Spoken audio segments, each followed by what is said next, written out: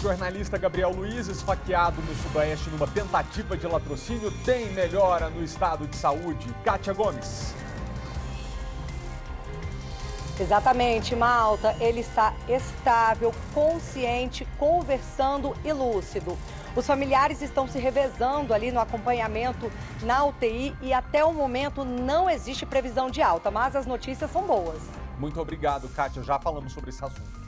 Você vai ver também o verdadeiro motivo para a morte do casal de salgadeiros em Ceilândia. É impressionante. Maicon Leão.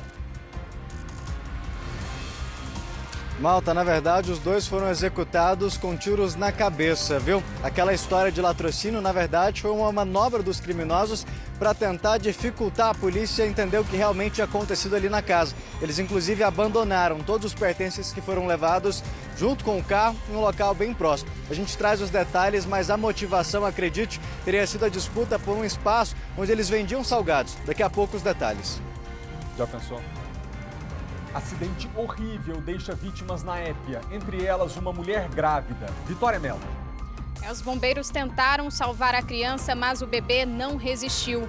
Uma adolescente de 13 anos que estava no mesmo veículo também morreu no local. O acidente teria sido causado por dois motoristas que estariam disputando racha lá na épia ontem à noite. Os dois fugiram do local. Felipe, daqui a pouquinho a gente traz os detalhes. Obrigado, Vicky. Síndico que tomou soco de personal trainer, morador do prédio, lembra dessa história? O síndico voltou para o hospital. Fim de semana, quase um mês após a agressão, Calil foi internado mais uma vez porque perdeu movimentos da perna, a força do braço e ainda estava com muita dor de cabeça nos últimos dias. Após uma tomografia, médicos identificaram uma hemorragia craniana, que pode ser a causa dos sintomas. Ele passou por uma cirurgia e se recupera na UTI. O nosso jornal já começou. E a gente começa a edição de hoje atualizando a situação de saúde do jornalista Gabriel Luiz. Como a gente mostrou aqui no SBT, os dois suspeitos de terem dado mais de 10 facadas no jornalista da TV Globo foram pegos na última sexta-feira. Um deles é menor de idade. O maior, de 19 anos, passou por uma audiência de custódia ontem à noite e a Kátia Gomes tem as atualizações desse caso pra gente. Kátia, boa tarde, é com você. Oi, Malta, boa tarde para você, boa tarde para todo mundo. Exatamente, a juíza, que decretou agora a prisão preventiva desse maior, disse que é necessária, inclusive, para ordem pública, Em audiência de custódia, inclusive, esse rapaz, ele alegou, Malta, que ele fez isso, Ele acabou esfaqueando o jornalista Gabriel Luiz porque ele esboçou uma reação. Então, ele esfaqueou o jornalista até que ele parasse, Esse caso foi na quinta-feira à noite, já ali quase próximo à meia-noite. O Gabriel Luiz estava voltando para casa quando ele foi abordado pelo maior de 19 anos, que se chama José Felipe Leite Tunholi, e também por um menor de idade de 17 anos. Enquanto o menor segurava o jornalista Gabriel Luiz, o maior acabou esfaqueando ele diversas vezes. Foram pelo menos 10 facadas. E durante esse momento de ataque, o menor de idade também foi atendido, foi esfaqueado. E aí ele foi para o hospital para ser atendido. A família dele veio até a delegacia, registrou ocorrência policial, porque ele disse que tinha sido assaltado e foi aí que a polícia descobriu, percebeu que tinha alguma coisa errada. Não, 2 esfaqueamentos ali no mesmo lugar, na mesma região, aí a polícia conseguiu localizá-lo. Sobre o estado de saúde do Gabriel Luiz, nós temos notícias boas, recebemos uma nota e fala o seguinte, que essa noite ele passou a noite estável, sem intercorrências, está com a pressão arterial controlada, conversando, lúcido e consciente. A família, ela está ali se revezando nos cuidados com ele, no acompanhamento, ele está internado na UTI e, por enquanto, ainda não existe previsão de alta, mas as notícias são boas. Inclusive, Malta, nós temos uma reportagem sobre o caso, vamos ver agora. O jornalista foi esfaqueado na noite de quinta-feira, próximo de onde mora, no Sudoeste, região central de Brasília. As câmeras de vigilância mostraram a violência do ataque. A polícia chegou a 2 suspeitos no início da noite desta sexta-feira. José Felipe Leite Tunholi, de 19 anos, foi transferido neste sábado para o Departamento de Polícia Especializada. O outro suspeito tem apenas 17 anos e foi levado para a vara da criança e do adolescente. Na noite do crime, ele procurou ajuda para tratar um ferimento à faca. Alegou ter sido vítima de um roubo no mesmo bairro onde Gabriel foi atacado. Confrontado na delegacia com as imagens das câmeras de segurança, o menor confessou a participação no crime e que acabou ferido pelo próprio comparsa durante a ação. Segundo a polícia, os dois haviam consumido drogas antes do ataque. Os investigadores descartaram relação do crime com a atividade profissional de Gabriel, que é repórter investigativo na Globo de Brasília desde 2017. Trata-se de uma tentativa de latrocínio. Houve a subtração da carteira, que havia valores em reais, muito provavelmente R$250, que teriam sido subtraídos pelos autores. Descartando-se com isso as outras linhas de investigação que também apareceram aí ao longo do dia. Na região do ataque, os moradores estão preocupados. A gente acha que a gente mora num local seguro e aí acontece uma barbaridade dessa. E Kátia Gomes, eu fiquei na dúvida durante a reportagem, fiquei aqui pensando, não consegui acreditar. Um dos envolvidos, então, foi até a delegacia antes de ser pego, inventando uma história de que ele tinha sido assaltado. Talvez já tentando despistar o fato de que ele participou do crime contra o Gabriel. Exatamente, ele foi atingido durante o ataque ao jornalista e aí, como ele foi esfaqueado, ele chegou a procurar atendimento médico no hospital e a família, preocupada com aquela situação, ele alegando que tinha sido assaltado, decidiu registrar ocorrência. Malta, eu estou aqui com o delegado Douglas Fernandes, né, que está por dentro desse caso, para a gente saber novidades, né? Delegado, uma boa tarde. Agora a prisão temporária, né, a prisão em flagrante foi convertida em preventiva, né? Ele deve ficar preso. Tudo indica que realmente foi uma tentativa de latrocínio, porque o Gabriel Luiz, ele faz reportagens investigativas, denúncias políticas. Não existe a possibilidade de ter sido um crime encomendado? Boa tarde a todos. A investigação leva isso ao fato de que não há qualquer tipo de encomenda por esse crime. Foi um latrocínio realmente tentado. Inclusive o maior responde também, foi indiciado por corrupção de menores pelo fato de ter praticado o crime com o auxílio de um menor. Então esse indivíduo, maior de idade, foi submetido a uma audiência de custódia na manhã de domingo e a juíza do caso decidiu por converter a sua prisão em flagrante preventivo. O que isso quer dizer? Que é uma prisão que não tem prazo para que ele seja solto. Agora o processo dará seguimento até uma sentença em que ele poderá ser condenado e, se condenado, pegar uma pena de até 30 anos de prisão.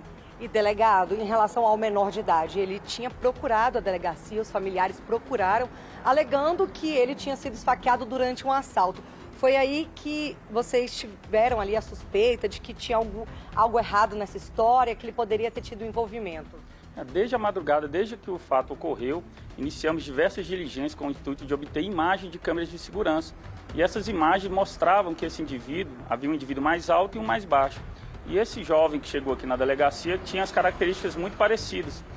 Parte da equipe estava refazendo o caminho que esses autores fizeram no dia e foi possível verificar que eles haviam saído de um prédio localizado ali na QRSW3. E por essa razão conseguimos, conjugando as imagens das câmeras de segurança com essas incongruências do seu depoimento aqui na delegacia, conseguir comprovar a participação dele, que aquele eventual roubo que ele alegava ter sido vítima não era verdadeiro.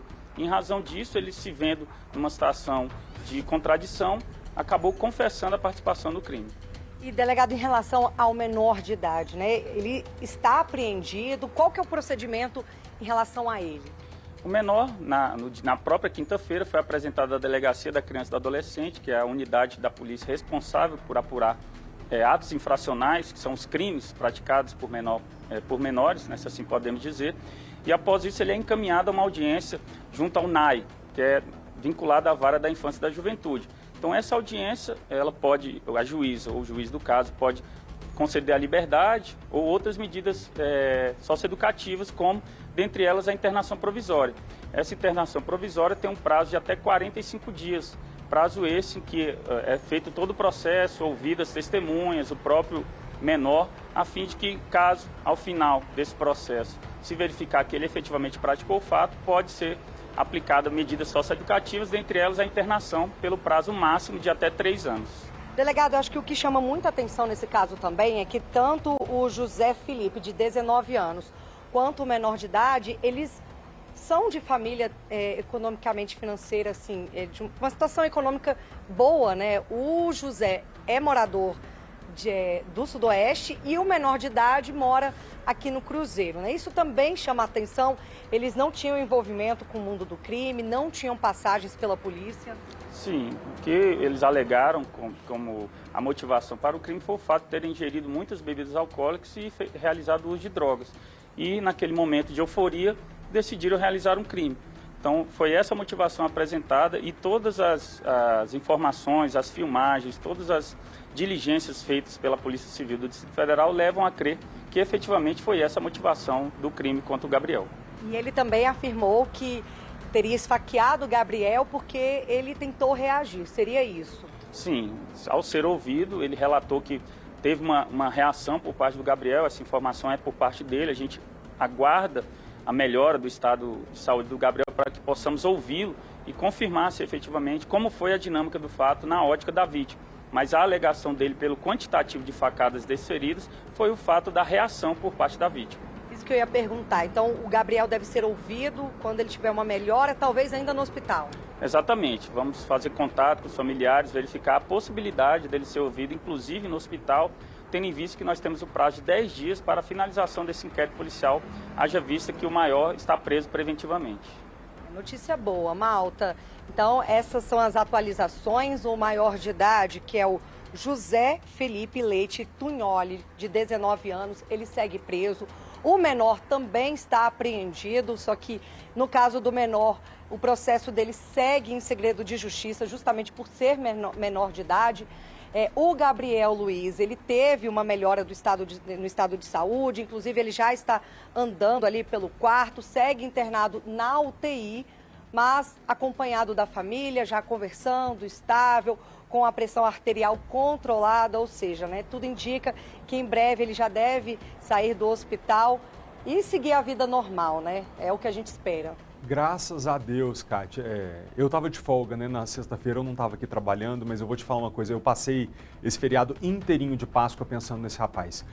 Foi meu colega de faculdade, a gente estudou juntos na Universidade de Brasília. Ele é muito querido por todo mundo, um menino dedicado à profissão, muito dedicado como repórter. E poderia ser qualquer um de nós, jornalistas, mas poderia ser seu filho também, que está nos assistindo agora. Porque como, segundo a polícia, o crime não teve motivação com a profissão dele, embora essa fosse uma suspeita, porque jornalismo é uma profissão de risco, você acaba tocando em pontos sensíveis. Então, num primeiro momento, muitas pessoas acreditaram que o ataque ao Gabriel poderia ter relação com as reportagens que ele tinha feito. Isso, segundo a polícia, não aconteceu. Então, se não aconteceu, poderia ter sido qualquer um de nós. Um menino de 28 anos, chegando em casa 11 da noite, nem é tão tarde assim, surpreendido por 2 pessoas que estavam malucas de usar droga e que, por isso, resolvem atacar uma outra pessoa. Sabe, Kátia, será que o delegado sabe nos dizer que tipo de entorpecente foi esse que esses 2 criminosos tinham utilizado e que os levaram a atacar o Gabriel?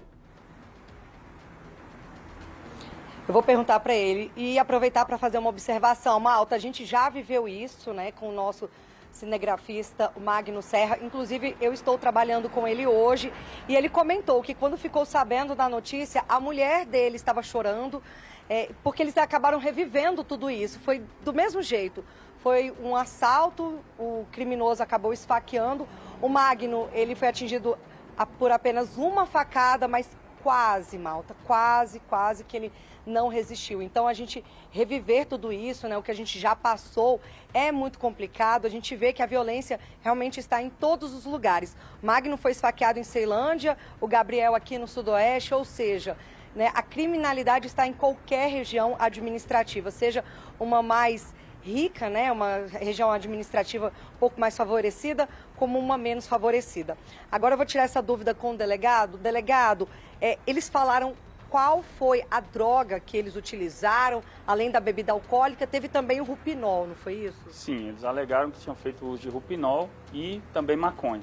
Então eles disseram que ingeriram bastante bebida alcoólica e utilizaram, em razão dessa euforia, utilizando essa faca, decidiram realizar esse assalto aqui na região do Sudoeste. E para quem não sabe, Rupinol ele é um medicamento controlado, só que quando ele é combinado com a bebida alcoólica, ele potencializa ali o efeito do álcool. Então a pessoa fica ali realmente fora de si. Exatamente. Em muitos casos a gente observa que autores, ao serem presos após praticarem alguns crimes graves, alegam ter feito essa mistura muito perigosa, que é de um medicamento controlado com a bebida alcoólica, que pode gerar uma situação de transtorno psíquico que é melhor explicado por um profissional da área de saúde. Mas é isso mesmo. Malta, eu volto com você. Muito obrigado, Kátia. Eu queria mandar um abraço solidário ao Gabriel Luiz e à família dele. Dizer que nós aqui do SBT, como bem lembrou a Kátia Gomes, vivemos a agonia de ter um colega numa situação parecida entre a vida e a morte em função da criminalidade, que a gente ficou muito chocado e que estamos muito felizes com as boas notícias da recuperação dele. E agora, para a juventude que nos acompanha, eu nem sei, eu acho que o caso desses dois que atacaram o Gabriel é pior, é um caso pior do que aquelas pessoas que cometem crime por necessidade, porque esses dois especificamente não tinham a menor necessidade financeira de atacar uma pessoa na rua para levar qualquer coisa que seja. Se tivessem, já seriam monstros. Não tendo, eu acho que são piores. Então você, meu amigo, jovem mesmo, menor de idade ou maior de idade, muito cuidado, você confia plenamente na sua capacidade mental e na sua cabeça para você virar bebida, Rupinol, maconha e tudo quanto é coisa, desorientar o seu juízo e você atacar uma pessoa inocente na rua e acabar com a sua vida para sempre. Porque mesmo esse de 17 anos, que no máximo 3 anos ficará internado, eu pessoalmente acho que é muito pouco pelo sofrimento que ele colocou para a família do Gabriel, mas mesmo esse está com a vida lascada, porque o que esse menino vai viver 3 anos internado também não é coisa muito boa não, e o maior de 19 anos de idade vai pegar quase 30 de prisão, por ter dado 10 facadas num jovem inocente, querido pelos seus colegas de trabalho, pela sua família, por toda uma cidade, e que foi vítima de gente que estava maluca depois de misturar álcool, Rupinol, maconha, e não saber o que fazer. É horrível isso. No sábado, a mãe do Gabriel Luiz falou com a imprensa. Então eu gostaria que vocês rodassem o relato dela. Vamos ouvi-lo. Ele está seguindo com as medicações, ele está sendo bem cuidado, né? Está respondendo a tudo que os médicos estão fazendo, né? Para ajudá-lo. E ele segue na recuperação, a gente segue daqui confiante, né, para que ele saia logo dessa situação, né. Ele estava bem agitado, né, ficou bem agitado, assim, mas os médicos estão controlando tudo isso e a gente tá ao lado apoiando, né. Quando sabe que a gente está perto, então ele fica mais calmo, né, e aí ele consegue descansar um pouquinho. Eu tinha sonhado, um sonho, sabe aqueles sonhos reais, assim, que um anjo tinha caído na minha varanda, né, com a asa quebrada, assim, uma asa quebrada não, ferida. E aí, um anjo tamanho dele, assim, e daí eu querendo, né, ajudar para que esse anjo voltasse a voar. E aí, depois de 2 dias, aconteceu o que aconteceu, né. Mas na hora a gente não sabe, né, o que significa esse sonho. Mas é isso, o Gabriel segue na UTI, mas ele já está falando um pouquinho, né, e a gente segue otimista. Para a senhora, para o pai do Gabriel, ao Gabriel, nosso abraço solidário, nossa torcida e as nossas orações para que você melhore rápido. Aos seus colegas da TV Globo também, nossa solidariedade. Muito difícil, né? Você tem uma pessoa com quem você trabalha todos os dias, que é parceiro, amigo, bom profissional, você vê numa situação como essa, mas graças a Deus a gente está aqui nessa semana que começa noticiando o melhor que poderíamos noticiar, que é a recuperação dele. Um abraço a todos vocês. 12:01. Um homem foi preso na madrugada do último sábado depois de invadir o estacionamento de um prédio residencial na Asa Norte. Imagens do circuito de segurança mostram quando o homem força o portão da garagem e entra escondido no local. A movimentação fez o porteiro do prédio chamar a polícia e, ao notar a chegada dos policiais, O homem até tentou se esconder, mas o que ele não sabia é que as imagens continuavam sendo gravadas. Os policiais, então, só tiveram o trabalho de pedir para o suspeito descer do local em que ele estava escondido e levá-lo para a delegacia.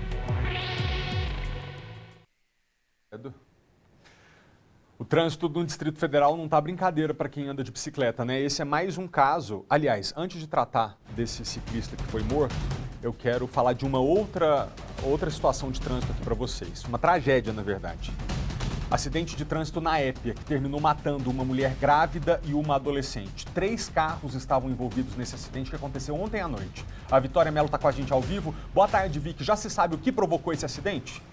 Possivelmente um racha, Felipe. Boa tarde a você, boa tarde a todos. Testemunhas contaram à polícia que ontem, por volta de 8h30 da noite, ali na Épia, sentido Gama, 2 motoristas trafegavam em alta velocidade, fazendo ultrapassagens, mudando de faixa. E durante uma dessas manobras arriscadas, eles acabaram atingindo outros 3 veículos e fugiram do local. Em um desses veículos, chegou a capotar e parou com as rodas para cima. Nele estavam 3 pessoas, um homem de 33 anos e os 2 filhos de 3 e 6 anos de idade. Os 3 foram socorridos para o hospital com ferimentos, mas sem gravidade. Já no outro veículo estava uma mulher de 31 anos e a irmãzinha dela de 6 anos de idade. Elas ficaram com ferimentos graves, inclusive a criança foi encaminhada para o hospital com suspeita de traumatismo craniano. Já no terceiro veículo, Felipe, tinham 4 pessoas. A mulher grávida de 32 anos que morreu no local.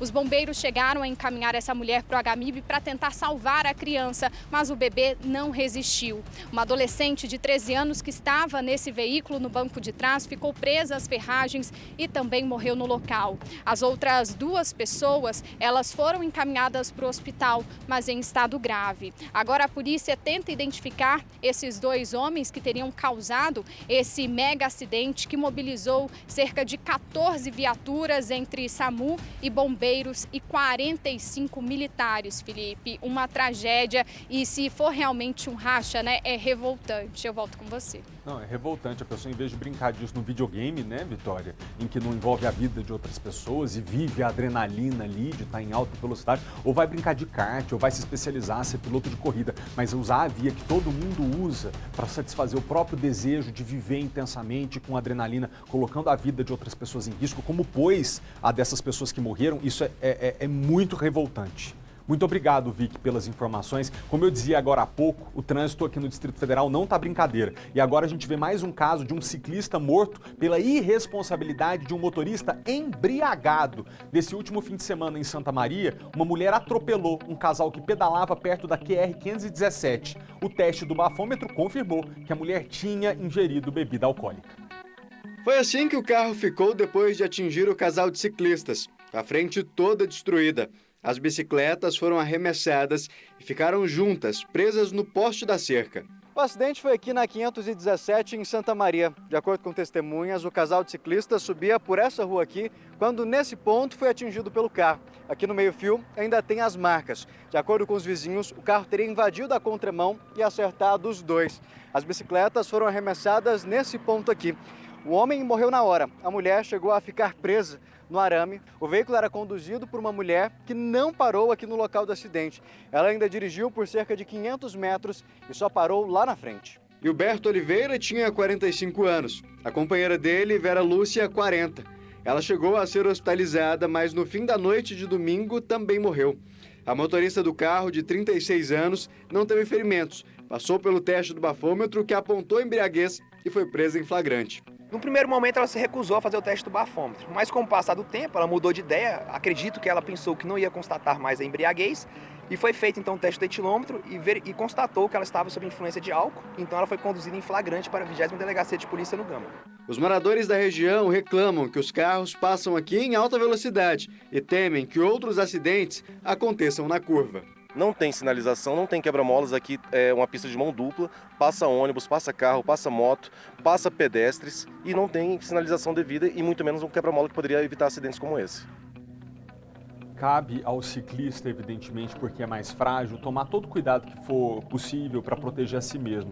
Mas cabe ao motorista, em primeiro lugar, primeira coisa, jamais pegar o volante depois de ter bebido, porque seja qual for a situação que você se coloca ali no trânsito, se você está embriagado, você está errado, entende? Então não faça isso pelo seu próprio bem, pelo bem das outras pessoas. Vocês lembram daquele síndico do prédio lá em Águas Claras que levou um soco no rosto, um senhor soco, porque reclamou com um morador do prédio sobre o saco de boxe que estava pendurado no teto da academia, estava danificando o teto, ele foi lá reclamar, né? Pois é, esse síndico teve que ser hospitalizado outra vez nesse último fim de semana. Imagens de câmeras de segurança mostram um momento em que o síndico leva um soco no rosto do personal trainer Henrique Paulo Sampaio Campos, no dia 17 de março.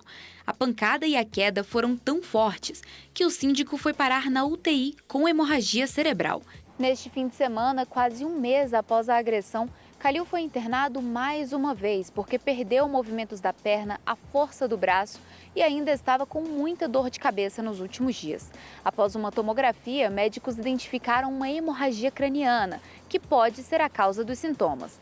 Ele passou por uma cirurgia e se recupera na UTI. Agora eu estou bem. Ontem eu fiz a cirurgia, era meio-dia, só que aí os médicos me sedaram até hoje, de manhã. Agora à tarde tiraram toda a sedação e graças a Deus no primeiro teste não tive nenhuma sequela, não fiquei com nenhuma sequela nem nada. Já o personal trainer Henrique Paulo Sampaio se apresentou à 21ª Delegacia de Polícia em Taguatinga e aguarda a conclusão do inquérito. Semana passada nós mostramos aqui o caso de um casal que foi morto a tiros na cozinha de casa lá em Ceilândia. 3 homens fugiram, levando o carro da família. E esse caso, no primeiro momento, parecia se tratar de um latrocínio. A gente até disse aqui, né? O casal era muito querido pela vizinhança, trabalhava produzindo e vendendo salgados. E hoje, tendo avançado um pouco a investigação, tudo indica que foram justamente os salgados que provocaram a morte desse casal. Uma reviravolta. Maicon Leão está com a gente ao vivo. Ô Maicon, acontece que o principal suspeito de ser o mandante do crime era um outro salgadeiro que, por desavença comercial com esse casal que fazia salgado aí, que aparentemente fazia um salgado melhor do que o dele, mandou matar. É isso? Boa tarde para você. Exatamente, Malta. Boa tarde para você, para todo mundo ligado no SBT Brasília. É o que as investigações da 23ª DP vêm apontando, viu? No início a gente teve aquela informação de que poderia se tratar um latrocínio. O casal foi encontrado morto, o carro tinha sido retirado da casa junto com um aparelho de televisão, vários outros eletrodomésticos.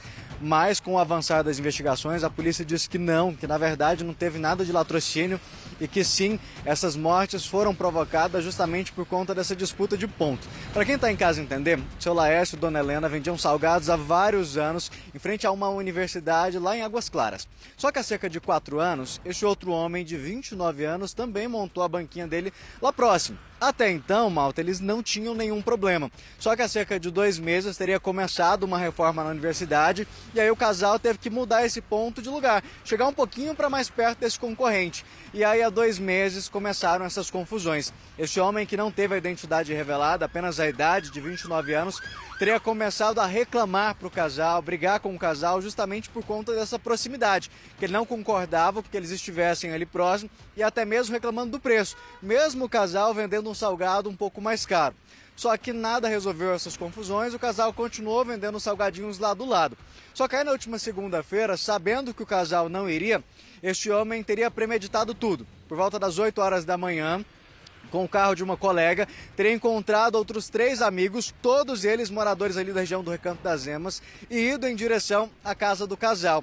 Os vizinhos, Malta, disseram que só escutaram alguns barulhos, inclusive um deles falou para a nossa equipe que acreditou que o barulho era como se alguém estivesse pregando uma tábua. Foi apenas tá, 2 batidas e só. Só que, na verdade, eram 2 tiros. Esses homens entraram na casa do casal, que fica ali em Ceilândia Norte, colocaram os 2 de joelho na cozinha e aí deram um tiro. Segundo a Polícia Civil, 1 tiro na cabeça de cada um e de cima para baixo. Ou seja, o casal foi executado. Segundo a polícia, o suspeito disse que, na verdade, não era para matar o casal, que eles iam apenas dar um susto, mas que a situação saiu do controle.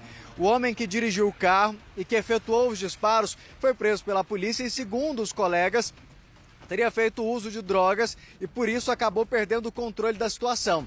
E aí eles decidiram retirar tudo da casa, televisão, levar inclusive o carro da família, para que existisse essa possibilidade de latrocínio, para que retirasse dele esse direcionamento das investigações. Mas a polícia conseguiu descobrir o que tinha acontecido e ir até eles. E descobriu o seguinte: o caso foi tão planejado, Malta, que o crime aconteceu 12h24. Só que a 1h da tarde, o carro do suspeito já estava no Lava Jato para que passasse por uma higienização, para que as digitais deles não fossem encontradas. Segundo a Polícia Civil, eles chegaram a utilizar um extintor de incêndio, aquele que quando a gente aperta, solta pó para tudo quanto é lado, para tentar retirar as impressões digitais do local do crime. Mas a polícia conseguiu chegar até eles. Foram presos 4 pessoas, na verdade 3. Um adolescente foi apreendido. Ele já tinha passagens pela polícia. Esse autor, o Salgadeiro, de 29 anos, não tinha passagens. O motorista do carro, que é quem efetuou os disparos, também não tinha passagem. Já um outro maior tinha várias passagens pela polícia, junto com esse outro adolescente. No caso dos maiores, Malta, se eles forem condenados, podem pegar de 13 até 30 anos de prisão. A gente espera que eles realmente cumpram essa pena, porque, como você bem disse, eles tiraram a vida de um casal muito querido ali na região, de um casal trabalhador, e foi justamente esse trabalho deles, a luta para ganhar o pão, que acabou custando a vida deles, né? Olha, a gente começa esse jornal aqui sempre dizendo que a gente faz jornalismo responsável sem perder o otimismo. Eu confesso para vocês que há edições em que o otimismo quase que se esvai, mas a gente precisa retratar essas coisas que acontecem aqui na TV, não para que a gente perca a esperança, mas para que a gente se atente a como construir uma geração melhor, educar os nossos filhos com valores mais sólidos, porque são 12h13, a gente está há 30 minutos no ar e a gente já mostrou o caso de um jornalista que foi morto por 2 pessoas que não tinham necessidade de furtar ninguém e furtaram porque usavam... que quase foi morto, perdão, foi atacado, né? Graças a Deus está vivo e está bem, por pessoas que usaram drogas e não precisavam cometer crime nenhum porque não tinham necessidade nenhuma. A gente já mostrou aqui o caso de uma mulher que, essa sim, a grávida morreu. A suspeita é de que tenha sido vítima de um racha de trânsito e agora uma pessoa que mata a outra por disputa de ponto de venda de salgado. Que valor está tendo a vida? Quer mais uma? Está preso mais um suspeito de arrastar uma idosa pelo asfalto durante o roubo de um carro no Rio de Janeiro. O comparsa dele já estava preso e a vítima, que é uma aposentada de 72 anos, teve alta do hospital. Depois de passar por uma cirurgia e ficar quase uma semana internada, o alívio. É uma grande emoção estar com os meus filhos, tá saindo do hospital, mas estou cheia de dores. Dona Essi teve dificuldade para entrar no carro na hora de voltar para casa, mas agradeceu. Estou muito aliviada de estar viva, né? Eu nasci outra vez e foi Deus que me ajudou nessa, me deu um livramento. E ela terá muita atenção e carinho da família nos próximos dias.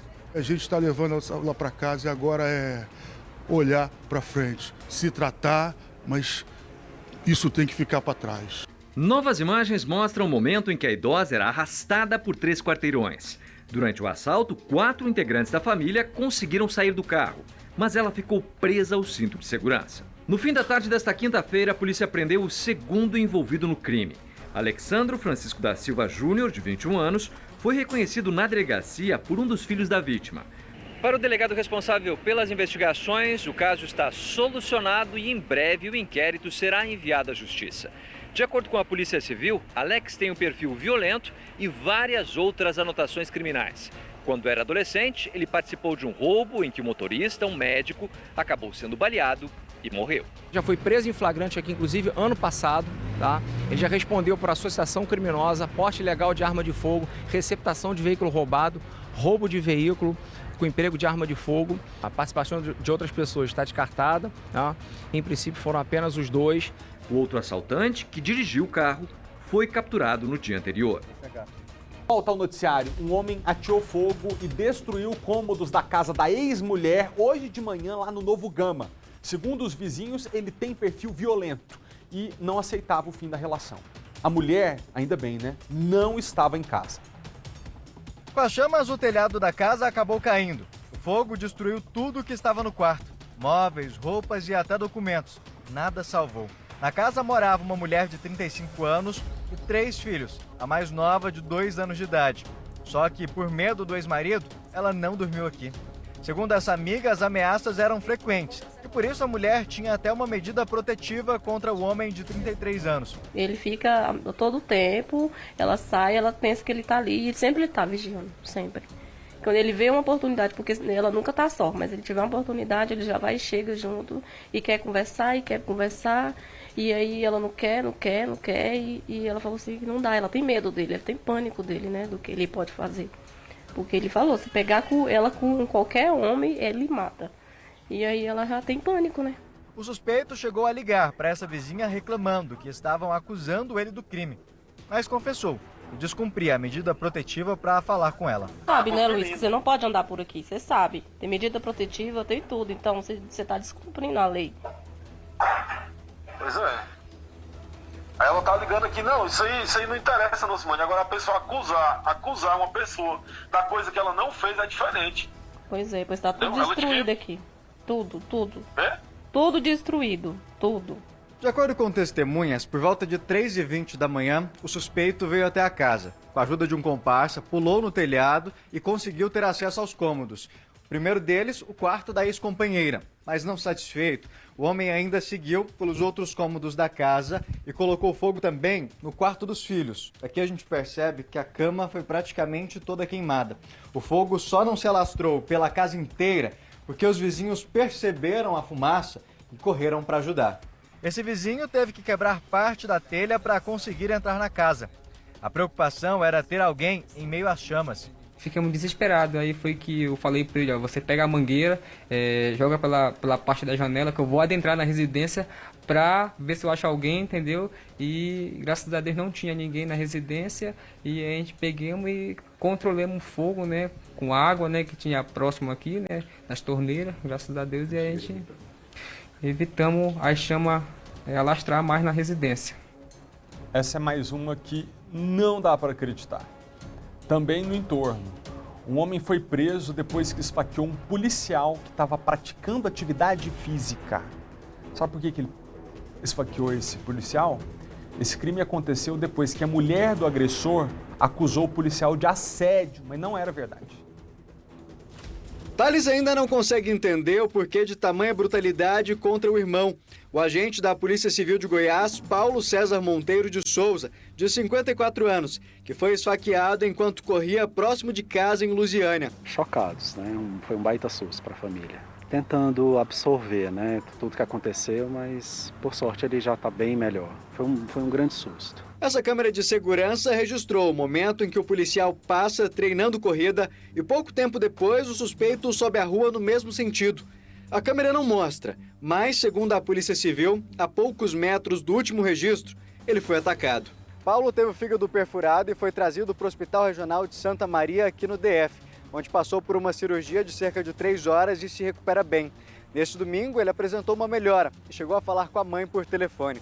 O homem que atacou o policial fugiu para Cristalina, a cerca de 76 quilômetros de Lusiânia, mas acabou preso. Houve êxito na localização do autor no povoado de São Bartolomeu, em Cristalina. Ele se ocultou ontem, após a prática do crime, buscando realmente a impunidade pela prática deste fato. Porém, com o empenho dos policiais, ele foi identificado, foi preso no local e, após ser submetido a interrogatório, ele confessou a prática do crime. Segundo a investigação, o ataque aconteceu depois que a mulher do suspeito teria dito que ela estava sendo seguida pelo policial. Ela aparece nessa outra imagem momentos antes do policial entrar em cena. Ela atravessa a avenida e segue. Logo depois, Paulo passa, vira à direita. Nos minutos seguintes, ele é atacado. Segundo o irmão, o policial nem entendeu direito que estava sendo esfaqueado. Ele percebeu que chegou um cara próximo, ele não entendeu exatamente o que o cara disse, aí ele percebeu como se fosse um murro, uma pancada, e quando ele viu que o cara tirou uma faca, foi quando ele teve a reação de correr mais rápido. E acho que isso também acabou ajudando, né? Ele, como já corre, né? Então ele disparou e o cara voltou. Onde ele conseguiu procurar ajuda. Isso. Nossa, a gente está vivendo uma situação de violência tão assustadora aqui que a gente até esquece do que está acontecendo fora do Brasil, né? Então, Esse é um momento em que eu peço licença para você, para que a gente possa te atualizar sobre a guerra entre Rússia e Ucrânia, que já teve sinais de que ia caminhar para um acordo de paz, depois tudo foi por água abaixo e parece que agora desandou de vez. A Rússia voltou a bombardear Kiev nesse último fim de semana, dando mais uma vez sinais de que essa ofensiva na Ucrânia está muito longe de terminar, infelizmente. Segundo Moscou, um dos alvos foi uma fábrica de veículos blindados. Pelo menos uma pessoa morreu e várias ficaram feridas. O respiro durou pouco. Os ucranianos voltaram a sofrer com fortes explosões perto da capital e também em Lviv, a oeste, e Kharkiv, a segunda maior cidade do país. Bombeiros resgataram pelo menos 18 moradores que ficaram feridos com um ataque de mísseis de longo alcance confirmado pela defesa russa.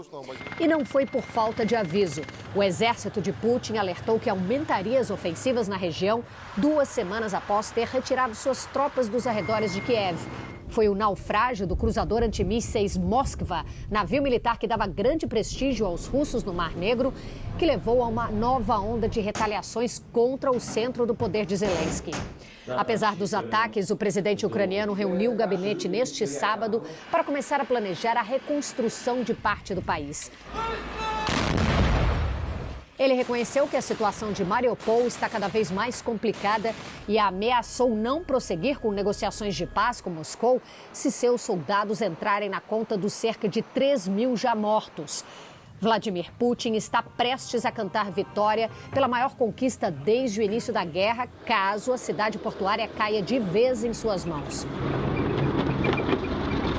A partir deste sábado, o primeiro-ministro Boris Johnson e 13 políticos britânicos estão proibidos de entrarem na Rússia. A medida, que na prática faz pouca diferença para o governo daqui, é uma resposta do Kremlin ao que chamou de histeria contra oficiais e oligarcas russos. O Reino Unido é visto por Putin como um dos principais atores envolvidos no isolamento político e econômico de Moscou. O governo britânico reiterou o apoio à Ucrânia. Junto com Boris Johnson, estão na lista dos banidos a secretária de Relações Exteriores Liz Truss, o secretário de Defesa Ben Wallace e a ex-primeira-ministra Theresa May, que expulsou diplomatas russos depois do ataque com arma química, o agente Novichok, contra um ex-espião de Moscou que vivia na Inglaterra em 2018. E é justamente o uso de armas não convencionais nesta guerra que preocupa aliados em Londres, Washington e na Europa. A Rússia tem capacidade e já demonstrou desejo em usá-las novamente. Documentos obtidos pelo site SBT News mostram que o governo brasileiro sabia da possibilidade da invasão russa na Ucrânia quase 2 meses antes da visita de Jair Bolsonaro a Moscou. A guerra começou 1 semana depois da viagem. O encontro do presidente com Putin recebeu críticas de outros países do Ocidente. Os documentos obtidos com exclusividade a partir da Lei de Acesso à Informação revelam que a Embaixada Brasileira em Kiev alertou para a possibilidade iminente do conflito, que já dura mais de 50 dias.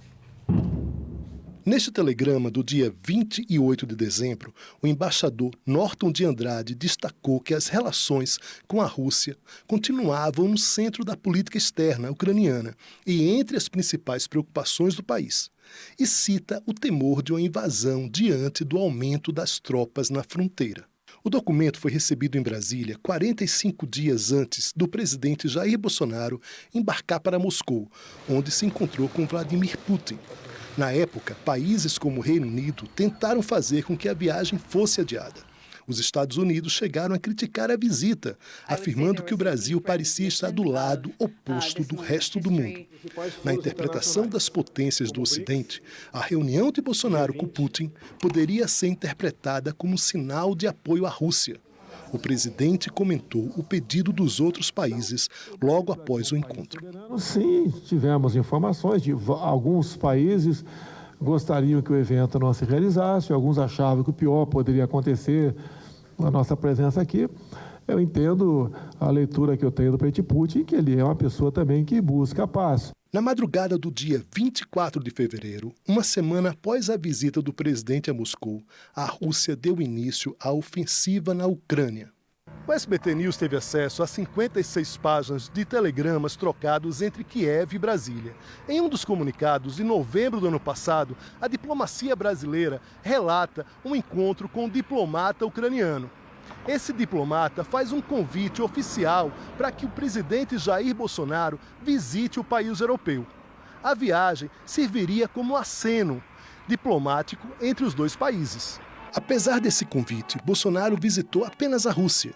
O governo alegou que a viagem serviu para tratar de negócios, principalmente o fornecimento de fertilizantes, produto do qual a Rússia é o principal exportador para o Brasil.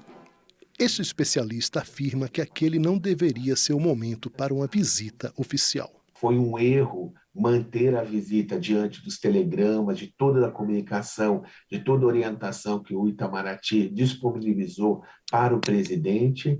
A ida do presidente poderia provavelmente provocar, ao invés de trazer ganhos para o Brasil, provocar ainda mais uma fissura, por exemplo, com os Estados Unidos e com os países europeus. Procurado, o Itamaraty não se manifestou sobre o conteúdo abordado nos telegramas obtidos pelo SBT News. Você sempre acessa o SBT News pela internet, que é sbtnews.com.br, ou pelo QR Code que a gente sempre coloca aqui no jornal. Hoje o presidente Bolsonaro e o ministro Queiroga vão lançar o programa Médicos pelo Brasil. André Anelli tem mais informações pra gente. Boa tarde, André.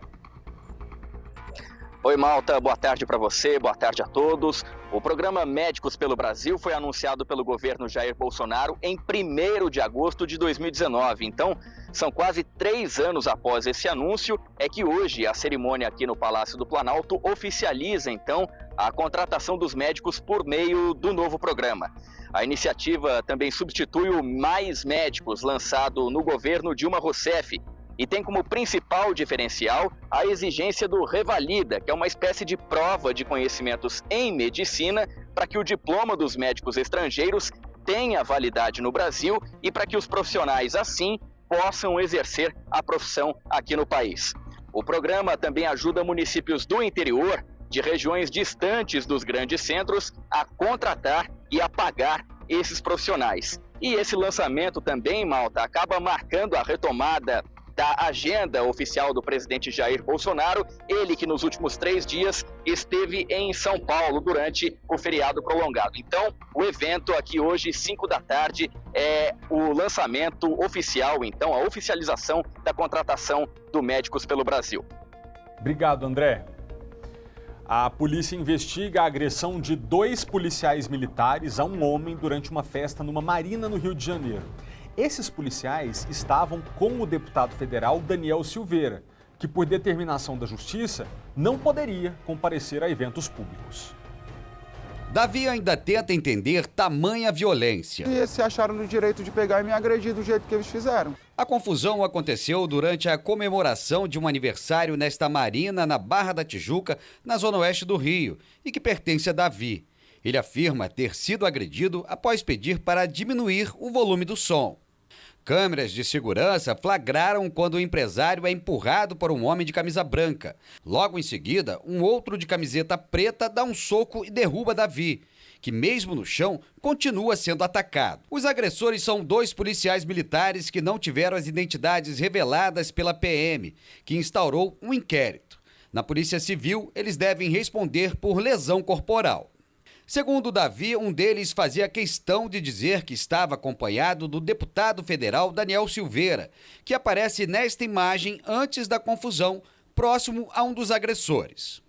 Eu trouxe o Daniel Silveira aqui na Marina. Ele ficava falando isso, eu não sei se isso subiu a cabeça dele, achou que teria algum poder, alguma coisa. Silveira esteve no local usando tornozeleira eletrônica.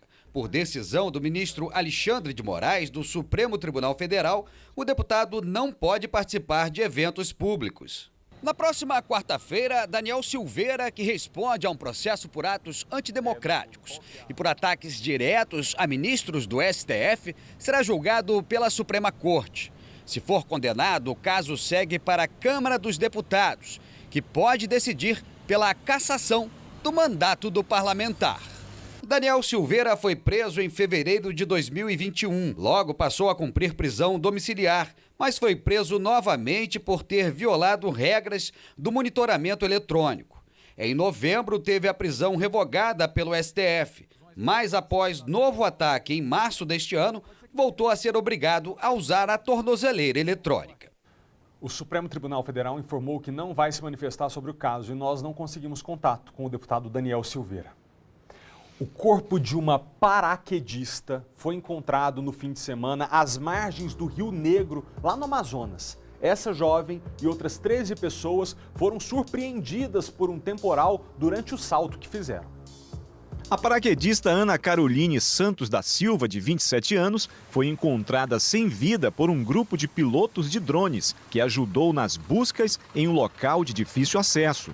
O corpo de Ana Caroline foi resgatado nessa área por trás de uma olaria, no distrito de Cacaupireira, município de Iranduba, cerca de 8 quilômetros do local aonde ela deveria pousar, no Aeroclube de Manaus. A jovem era empresária, natural do município de Carauari, no interior do Amazonas. De acordo com os amigos, ela tinha experiência e já havia saltado cerca de 30 vezes. Na tarde de sexta-feira, o grupo formado por 14 paraquedistas decolou do Aeroclube de Manaus para realizar um salto esportivo. Mas um temporal pegou todos de surpresa e alterou o destino do pouso. 10 paraquedistas conseguiram aterrissar com segurança, os outros 4 foram levados pela forte ventania e tentaram pousar fora da base. 2 foram localizados com vida, mas Luiz Henrique Cardelli continua desaparecido. A Secretaria de Segurança Pública do Amazonas instaurou um gabinete de crise para intensificar as buscas nas margens do Rio Negro. Qualquer coisa que possa indicar a presença de um corpo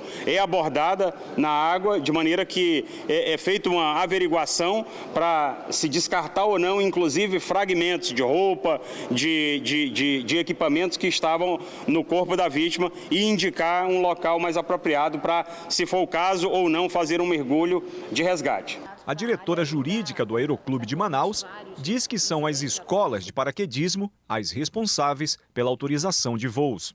Acho que o que aconteceu foi realmente um evento atípico ao que a gente vê todos os dias. Nós vimos aqui recentemente que algumas quadrilhas que praticam o chamado novo cangaço, que são os bandidos que vão até cidades, por exemplo, São Paulo, Minas Gerais, sitiam uma pequena cidade, tocam o terror na população. Algumas dessas quadrilhas tinham sido descobertas e desfeitas pela polícia, né? Mas não todas, porque outros bandidos fortemente armados atacaram um batalhão da Polícia Militar e teve confronto entre criminosos e policiais na madrugada. A gente vai direto para lá com a Noeli Almeida, repórter da nossa afiliada na Rede Massa.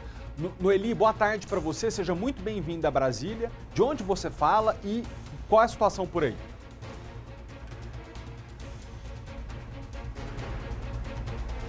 Boa tarde, Felipe. Boa tarde a todos. Eu estou falando aqui de Guarapuava, região central do estado do Paraná. Fica a cerca de 250 quilômetros de Curitiba, da capital Curitiba. O que ocorreu ontem foi uma tentativa de assalto, por parte de criminosos a essa empresa de transporte de valores, de onde a gente fala aqui bem em frente. Agora tem até uma equipe aqui da Polícia Federal, Polícia Civil, que estão fazendo a perícia nesse local. Isso ocorreu por volta das 10h30 da noite.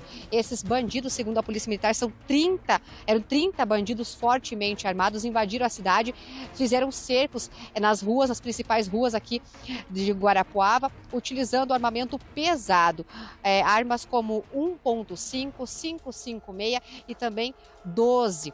São armas mesmo utilizadas por bandidos para tentar arrombar o cofre dessa empresa, mas foi uma tentativa frustrada. A Polícia Militar de Guarapuava, que já estava acompanhando aí outras situações também na nossa região, tinha um plano de contingência e conseguiu levar esses bandidos até a área rural aqui da cidade. E aí sim houve esse confronto. Eram cerca de 8 veículos utilizados pelos bandidos, 6 foram abandonados em um distrito bem próximo daqui.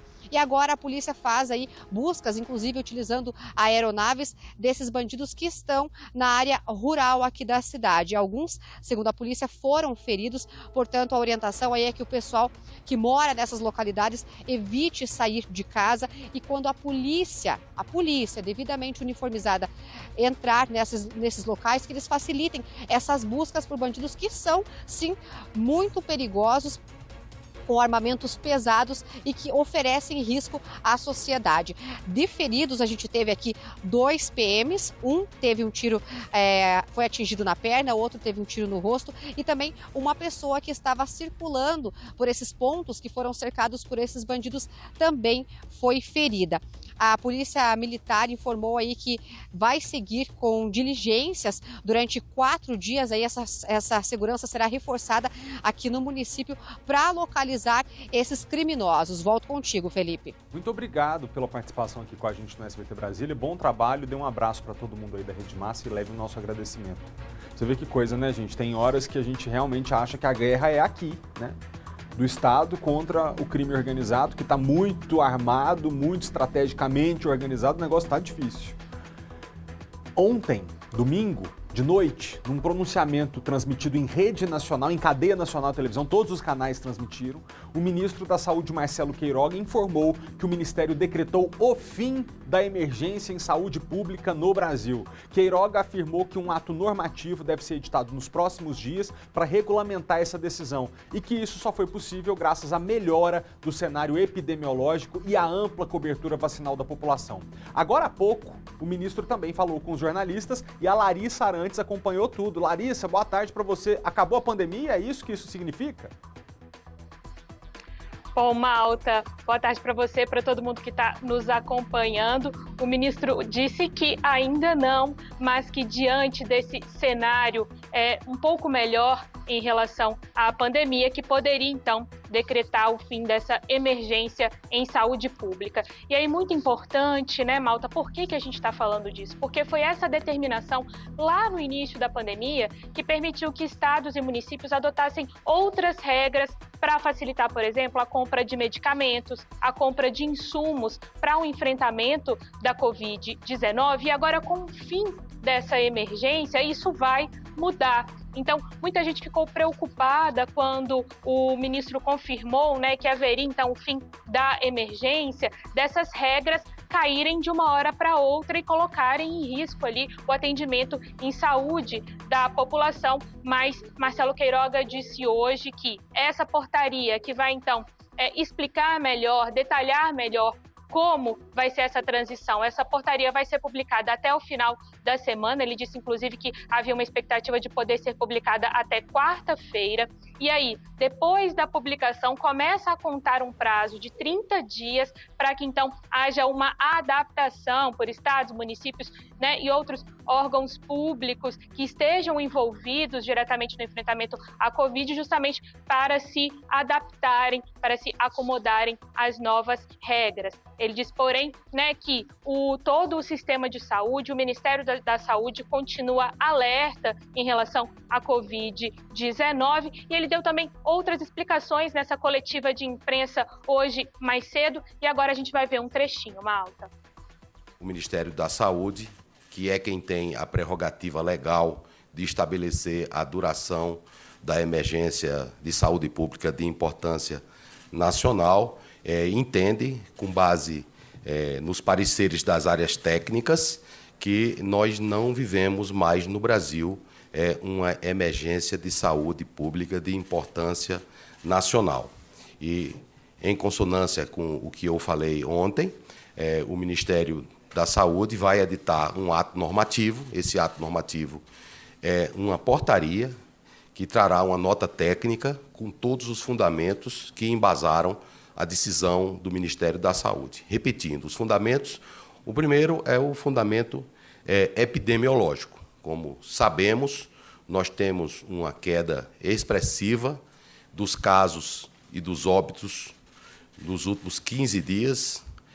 Nós temos também uma ampla cobertura vacinal da população brasileira. Mais de 70% da população brasileira já tomou a dose, completou o esquema vacinal com 2 doses e mais de 77 milhões já tomaram a dose de reforço. Nós já distribuímos mais de 470 milhões de doses de vacina e mais de 400 milhões da população brasileira já teve dose de vacina aplicada. O terceiro ponto é a capacidade do nosso sistema único de saúde em atender não só os casos de Covid-19, mas também das doenças prevalentes que foram negligenciadas durante o período em que tivemos os picos, seja da primeira, da segunda ou da terceira onda, e doenças negligenciadas que também continuam a espreitar a nossa população, sobretudo nas regiões que têm o IDH mais baixo.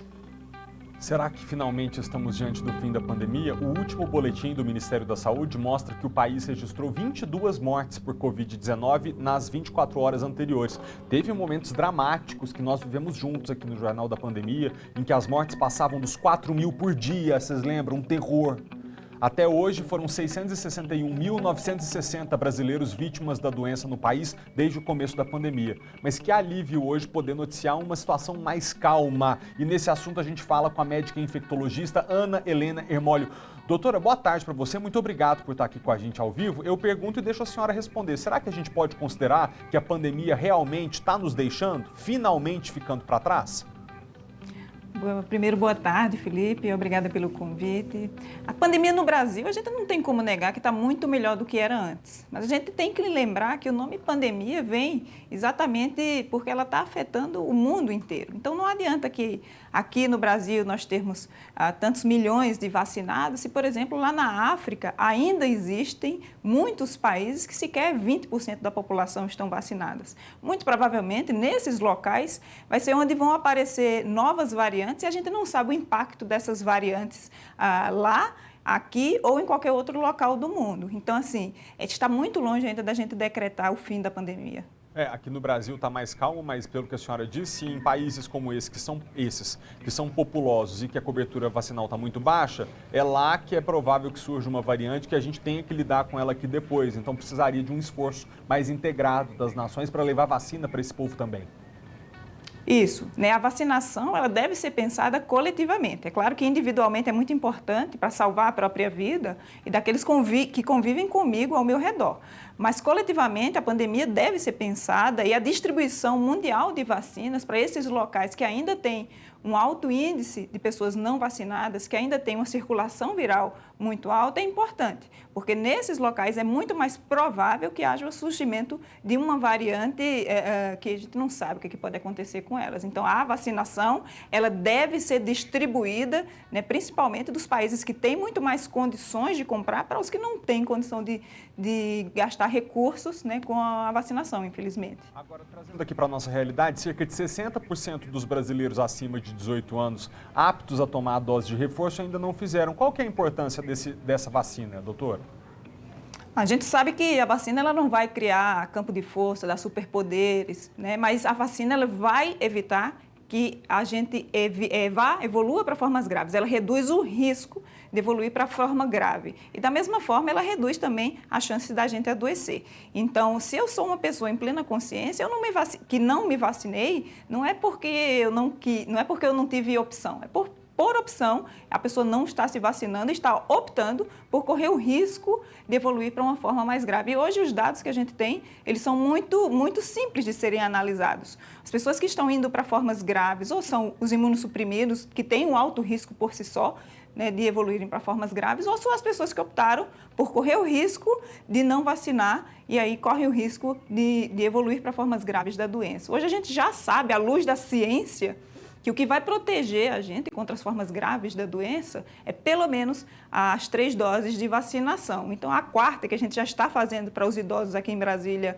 acima de 70 anos, essa sim seria a dose de reforço. Para a gente proteger contra a variante Ômicron, a gente precisa pelo menos as 3 doses de vacina. Então, fica o recado para você que está em casa.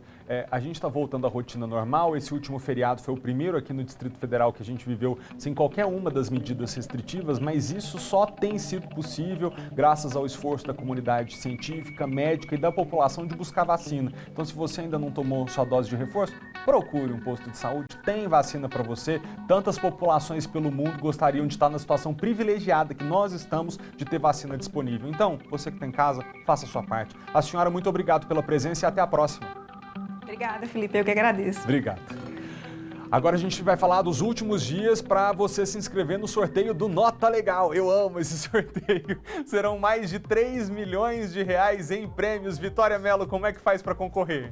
É só se cadastrar no site notalegal.df.gov.br e não ter débitos com a Receita do Distrito Federal. Os contribuintes podem fazer o cadastro até o dia 25 de abril, segunda-feira da próxima semana. Podem participar pessoas que colocaram o CPF na nota em compras feitas de 1º de maio até 31 de outubro de 2021.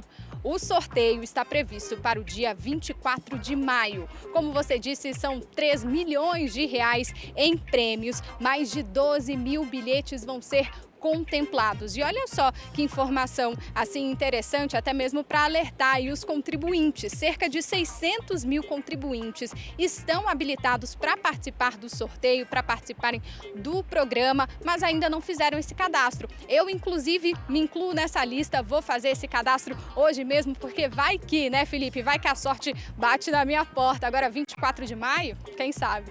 Eu vi que eu faço, toda vez eu coloco meu CPF na nota porque eu gosto de ganhar desconto no IPTU. Só que eu fico pensando mais no sorteio. Aí meus amigos, como uns aqui da televisão que estão nos acompanhando, a hora que vem eu pedindo pro garçom assim, deixa eu colocar CPF na nota, já fala, pelo amor de Deus, deixa ele pôr CPF na nota. Esse menino é paranoico com isso, essa psicopatia de CPF na nota. É toda vez eu voto. Então, mas dá um desconto bom no imposto e ainda participa do sorteio.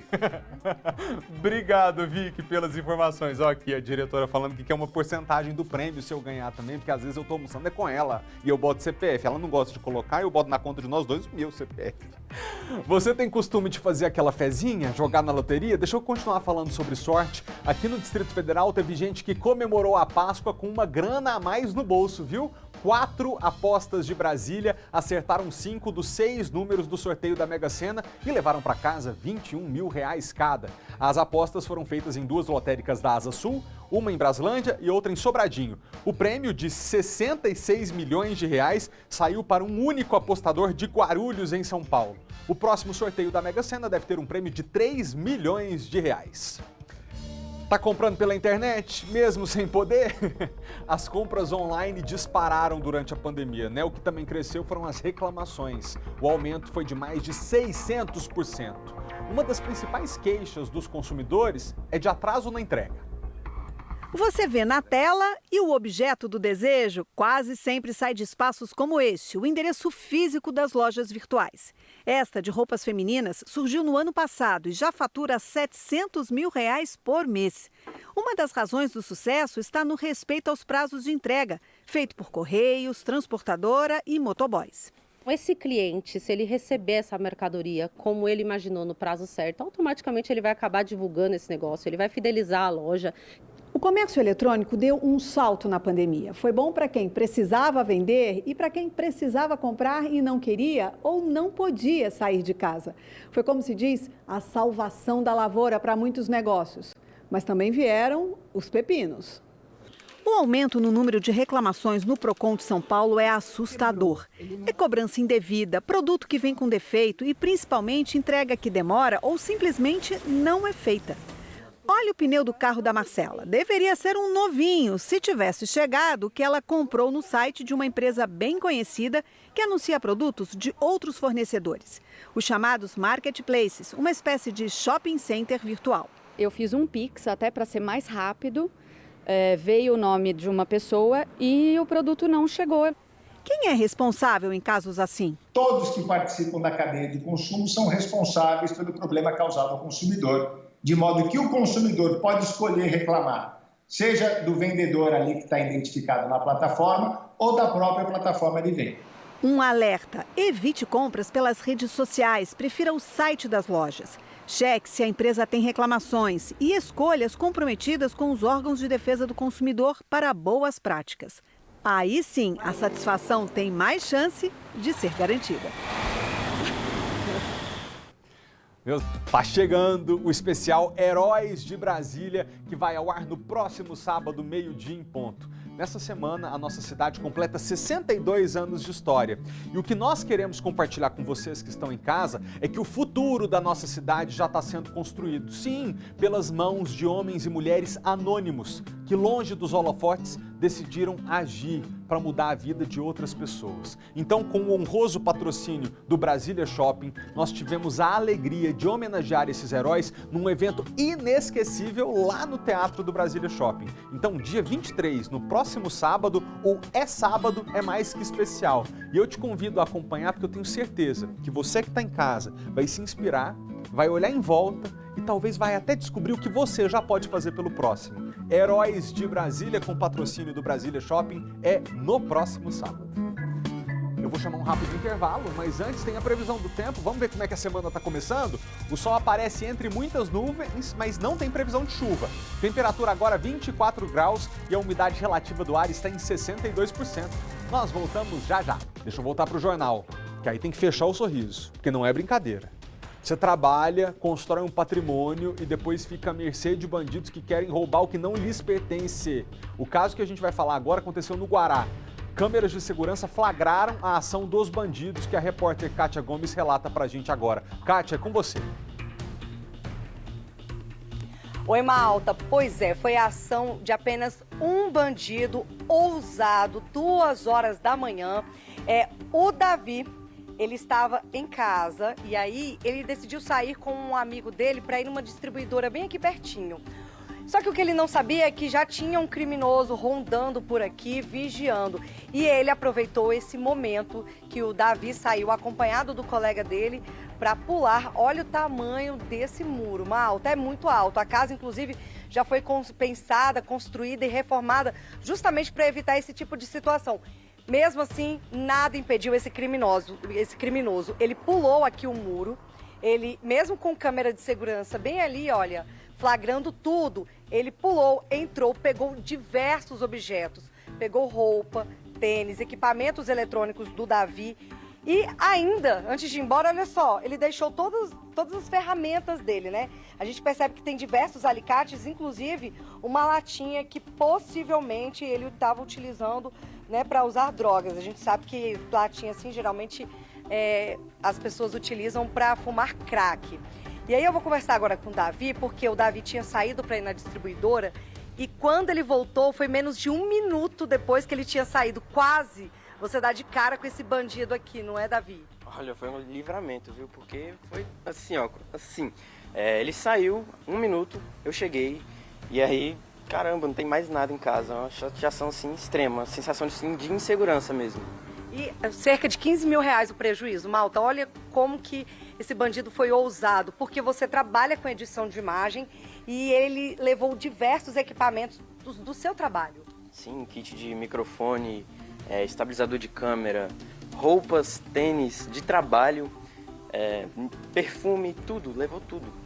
Kit de iluminação.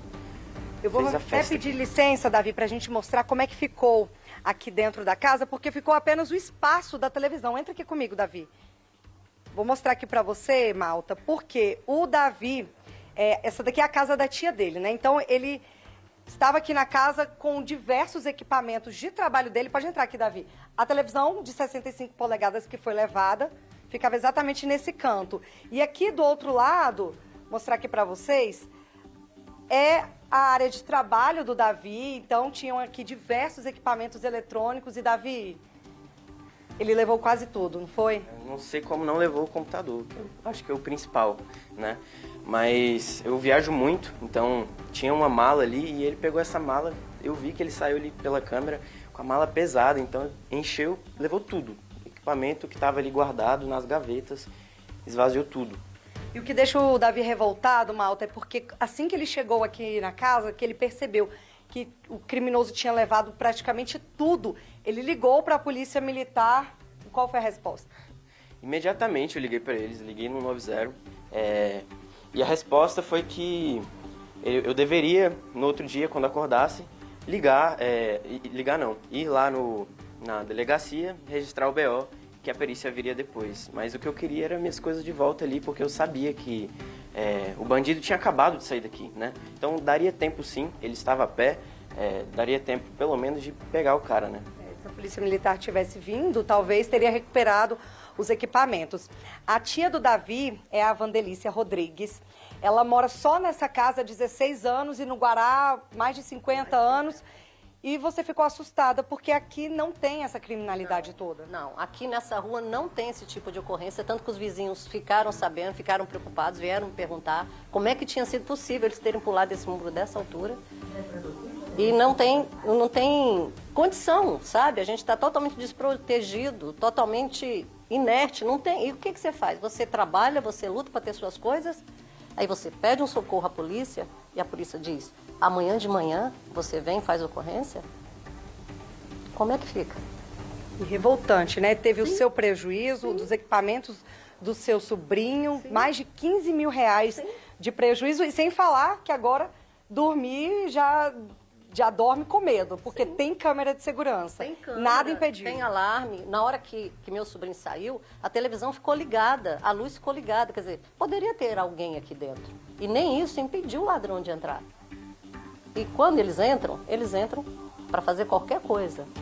Eu acho que foi um livramento do meu sobrinho ter saído naquele momento. Agora, o Guará, infelizmente, está infestado desse tipo de ocorrência. No momento que o meu sobrinho foi fazer a ocorrência, na mesma hora chegou um outro morador da 26 com o mesmo tipo de ocorrência, talvez a mesma pessoa. Quer dizer, se a polícia tivesse dado atenção no pedido, talvez tivesse pego esse cara. Tá certo, obrigada, Wandelícia. Olha, Malta, a delegacia aqui do Guará está investigando o caso e até o momento ninguém foi preso. Mas as imagens estão aí. Quem tiver informação pode fazer uma denúncia anônima pelo 197. Fica complicado mesmo, assim, é até bom a gente fazer esse pedido aqui, né? Uma coisa é um cidadão como o Davi ligar para a polícia militar pedindo socorro e ouvir uma resposta assim: olha, aí não teve vítima, né? Desculpa, mas agora todas as nossas equipes estão atrás de um latrocida, outro homicida, um estuprador e um que está fugindo depois de ter baleado 3 pessoas. Quer dizer, existem escalas de gravidade na criminalidade e a gente entende que num caso como esse, num furto que não provocou vítimas, talvez não seja a emergência da atuação policial. Agora, você não ouvir a explicação e entender que do outro lado está assim: já que não teve nada, vai na delegacia e presta ocorrência, e você diz: mas o cara acabou de sair daqui, se colocar uma viatura na rua talvez o pegue, e não recebe a devida atenção, aí fica chato. Então a gente tem que fazer esse reparo aqui, que a polícia podia ter atendido melhor o Davi pelo telefone. Mas enfim, tomara que ele consiga, né, Kátia, recuperar as coisas. Se não recuperar as coisas, a força de vontade para continuar trabalhando, porque tá difícil. Obrigado, viu, pelas informações. Um baile funk terminou com a morte de um adolescente nesse fim de semana. Ele teria se negado a entregar uma corrente de bijuteria que estava usando. O Maicon Leão está com os familiares do Lucas e tem outras informações. Ô Maicon, uma situação como essa por conta de uma correntinha? Malta, não dá para aceitar, né, que a vida desse adolescente de 15 anos custou uma correntinha. Para quem está em casa entender, ele estava em uma festa que acontecia lá no INCRA 9, o baile dos digitais influencers, uma festa cheia de adolescentes que começou por volta de 4 horas da tarde e terminou justamente com o Lucas esfaqueado e morto. A gente teve acesso depois, inclusive, a imagens desse baile e a gente acabou descobrindo que desde o início da festa teve várias confusões, várias brigas. Segundo os organizadores, eles chegaram a parar essa festa, falando: se as brigas continuarem, a gente não vai continuar com a festa, não vai seguir. E aí fizeram um acordo junto com a galera, dizendo que tudo bem, que eles iam seguir sem as confusões. Só que depois essas brigas voltaram e uma dessas foi o que aconteceu com o Lucas, que na verdade a informação que chegou depois é que o Lucas teria sido cercado por um grupo de jovens também e eles teriam tentado roubar a correntinha dele. Ele teria se recusado a entregar e nesse momento cerca de outras 10 pessoas teriam partido para cima dele e um deles com uma faca acabou atingindo o Lucas. A gente está aqui justamente na casa dele, do meu lado está a Adriele Ribeiro, que é justamente a mãe do Lucas.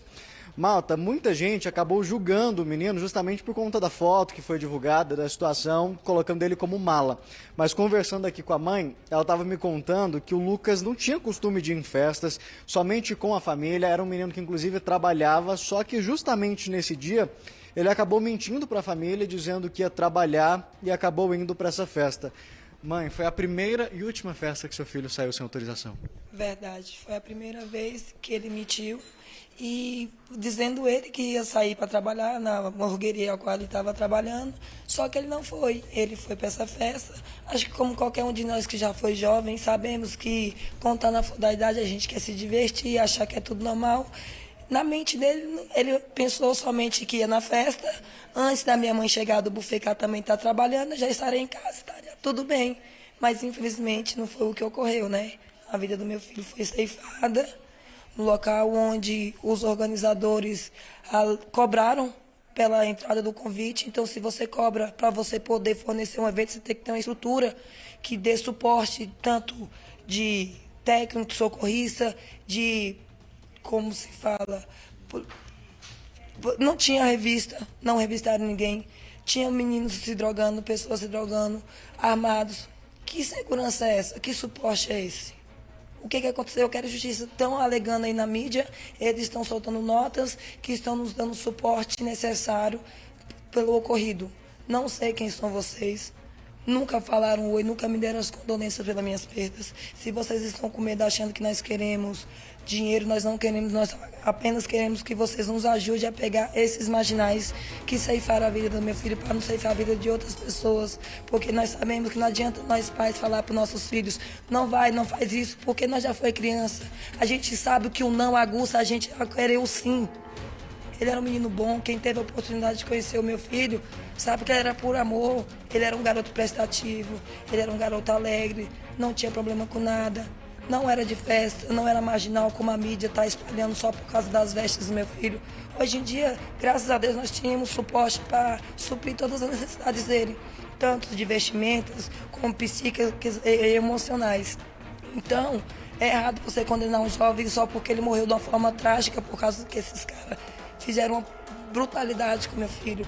Estão alegando que foi assassinado. Ao meu ver, não foi assassinato isso. Ao meu ver, isso foi um latrocínio.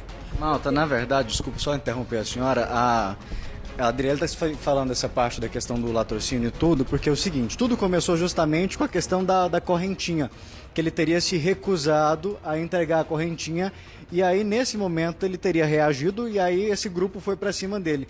A Adriele, ela chegou aí lá no local, encontrou o filho já sem vida dentro do carro, justamente uma pessoa tentou socorrer, tentou tirá-lo de lá, mas sem sucesso, ele já acabou morrendo dentro do carro. Quando a senhora chegou, o filho da senhora estava só de bermuda? Quando eu cheguei lá na BR, ele já estava em óbito, dentro de um carro, somente com a bermuda e a cueca, né? Só porque levaram o colar dele, levaram o boné dele e levaram o celular e a bota dele, da ordem. E ficou por isso mesmo. Eu gostaria que a produção do evento se disponibilizasse a dar informações pra gente, porque se eles alegam que tinha todo esse suporte, eles têm que ter filmagem. O ocorrido foi dentro da festa, eles botaram, após todo mundo saber, tem vídeos rolando, é porque eu não tenho condições psíquicas de poder assistir, mas outras pessoas viram e confirmaram que o fato ocorreu dentro do evento. Após isso, eles apagaram as luzes, jogaram o meu filho como se fosse um cachorro para fora. E mesmo que fosse um cachorro, merecia ter atendimento. Eles foram omissos, deixaram ele lá, Deus dará, para tirar a culpa deles, entendeu? Uma pessoa de bom coração, agradeci muito, eu tive a oportunidade de conhecer ele na hora que eu fui lá ver. Foi tentar levar o meu filho para o hospital, mas infelizmente ele já tinha ido a óbito. E depois disso, se dispersaram, o promotor do evento sumiu e por isso mesmo ficou. O que vocês querem agora é justiça. Nós queremos justiça, eu quero que eles venham em nota, ou que seja na delegacia, ou falar com a gente e parar de ficar mentindo, porque eles estão mentindo, dizendo que estão nos dando suporte, não deu suporte nenhum. Eu apenas quero que eles passem filmagem, passem informações, porque como eles estavam na promoção do evento, eles têm que ter controle sobre o que eles estavam fazendo. Porque não é a primeira edição, já era a terceira. Quem garante o que não aconteceu nas outras anteriores? Só estourou porque, infelizmente, meu filho veio a óbito e demais foram para o hospital feridos. Alegam também que chegou aí a óbito, não sei se é verdade, mas isso tem que acabar. Era uma festa que estava totalmente errada. Vários jovens se drogando e bebendo. Como é que eu faço um evento que é voltado só para jovens, bebida e tudo liberado, e eu não tenho controle? Obrigado, viu, pela sua participação. Eu vou aproveitar justamente para informar para quem está em casa isso. Malta, eu sei que o nosso tempo está estourado, mas é importante ressaltar uma questão. Já não bastasse o sofrimento dessa mãezinha com tudo que passou, a família está sofrendo agora com outras pessoas, não dá nem para chamar de pessoas, que são criminosos, que estão se aproveitando dessa situação justamente para falar que eles estão pedindo doações, pedindo ajudas para poder enterrar o Lucas. Isso tudo, só que isso não está acontecendo. São pessoas que estão querendo se aproveitar do sofrimento sofrimento, da dor dessa mãe aqui para conseguir tirar dinheiro. E era justamente o que essa mãe queria ressaltar para quem está em casa, que eles não estão pedindo dinheiro, que quem está fazendo isso está cometendo, na verdade, um crime, passando por cima da dor dessa família. Obrigado, Michael. Só tem uma razão para uma mãe num luto como esse se dispor a aparecer em TV aberta, né? Prevenir que outras famílias passem pelo que ela está passando. Obrigado a senhora por esse depoimento. E a você de casa, obrigado pela audiência hoje. Agora você fica com o SBT Esportes Brasília. Até amanhã. Tchau.